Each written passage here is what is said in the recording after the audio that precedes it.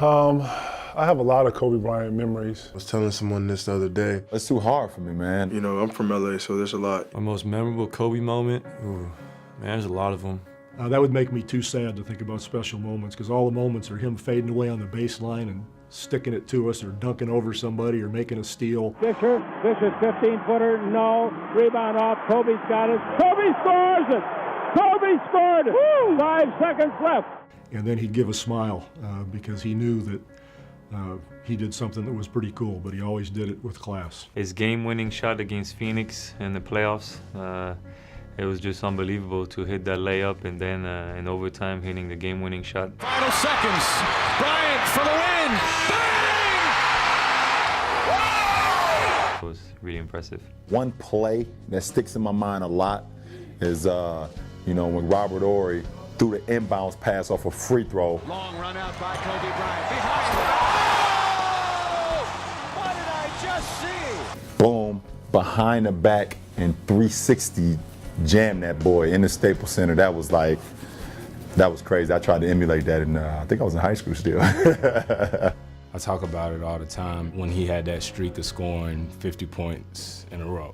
You know, I was on that team in New Orleans where he broke the record. Myself, along with, I think, Rasul Butler, Morris Peterson, some of us, we was talking about, you know, not tonight.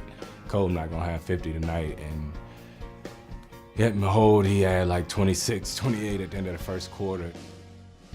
My Kobe moment is probably 81 points against Toronto. It's just, you're watching it and it doesn't seem, you know, real at the time. And you look up and he's walking off the court with, you know, with still time on the clock, celebrating 81 points. So everybody hears about Wilt's 100, and you know, nobody in my generation is able to see that. But for us, you know, that's our Wilt moment. Our Kobe moment is the 81 points against Toronto. I was 14 years old, and you know, I was lucky enough to go on the road trip with my father to Detroit when they played the Pistons. After that Game 5 loss, that we were in the banquet, the dinner room, and he just came down and sat with me and my dad and my uncle at the same table just to eat. And obviously I didn't say anything to the man because I was really scared to. I was only 14, but you know, I got to tell all my friends and family, like, oh yeah, I had dinner with Kobe the other night, and you know, it was no big deal. You know, I do it all the time, which I didn't, but at the time was something. I was like, whoa, this is no way. It's the man I want to aspire to be one day. My rookie season, my first time ever playing against the Lakers, he came in and shot 44 shots on the second night of a back-to-back, made 21 of them, so he was pretty efficient and had 48 points and hit the game winner on us. 13 seconds remaining in the ballgame. Got it, Kobe Bryant! It takes a lot for you to shoot that many times, but on a second night of a back-to-back, that just shows relentless effort and energy and just a will to win. I remember watching him in the dunk contest, and you could just see the swagger and confidence that he had at that time as a young man, as a rookie. You just knew he was destined for greatness, and I think he's earned the right for people to have that argument. Is he the best to ever play the game? Whether it's winning championships or scoring 81 or just every single day, you know, me growing up in LA, watching him and obviously some of the great plays that he were capable of, but just his winning ways. I mean, that's what separated him from all the others. You know, he was a killer. He was a beast out there, you know, and that's his legacy right there, and that's a great legacy to remember by. I think it would be the fan part of me just remembering, you know, the big shots that he's made, the growls and the, you know, the intensity that he played with. He's got it. Can he get it off in time on the run off the glass? Did it! He did it again! I really believe he's the Michael Jordan of this generation. So many kids, you know, looked up to Jordan, myself included. Even though the game lost a great in Jordan, you know, we gained a great in Kobe Bryant. I remember one of the games in Boston when the crowd was cheering MVP for him. I don't know if that was actually a favorite moment for me, to be honest, but I thought it was a cool moment because Boston fans are Boston fans, and they're the best. And the fact that they still respected him playing well against us was a neat thing, more for him than me.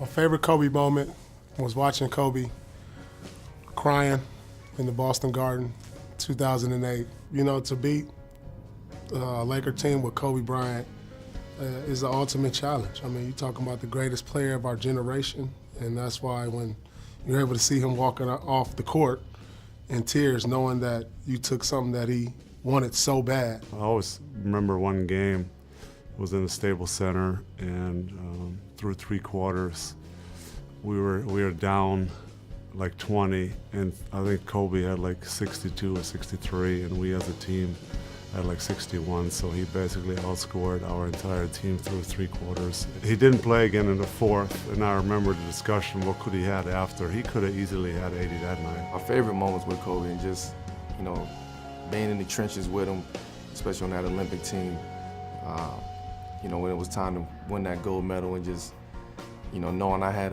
another soldier right there next to me, but also being on the court against him, and knowing that every single time I played against him, I had to bring my A game. I had to bring, you know, that mindset, you know, of kill or be killed. And you know, that was his motto. That was his mindset. You know, I'm gonna miss that. I'm gonna miss that about him. I'm gonna miss that about his game. And it's sad to see him leaving, man. My favorite Kobe moment was when both of us was in New York. And I think if I'm 20, then he's 19, 18, something like that. And I think this is his first start at Madison Square Garden. I'll never forget, I threw him an alley-oop. To Garnett, back to Kobe! See, that's the Kobe and Garnett. I always call it the alley-oop from God, because I threw it too high, or what I thought it was too high, and he went up and caught it, not one hand, but 2 hands. I always like to say Kobe and I have always shared a special relationship, and you know, it's nothing but love on this side. And that's real.